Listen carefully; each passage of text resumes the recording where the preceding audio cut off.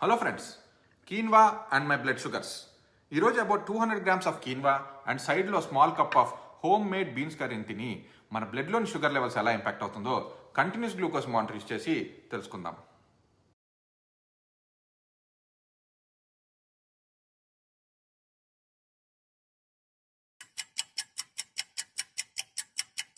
Alright friends, ఇప్పుడు CGM results చూసినట్లయితే rapid sugar rise ఉంది, కానీ మోడరేట్గా స్పైక్ అయింది.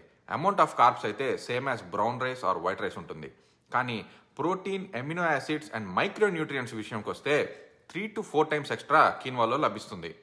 బ్రౌన్ రైస్ యొక్క గ్లైసమిక్ ఇండెక్స్ కీన్వాతో పోలిస్తే తక్కువ. సో తిన్న తర్వాత లాంగర్ పీరియడ్స్ ఫుల్లర్ ఫీలింగ్ రావాలి లేదా బ్లడ్ షుగర్ స్పైకే కన్సర్న్ అనుకుంటే మాత్రం చాలామంది బ్రౌన్ రైసే చూస్ చేస్తారు.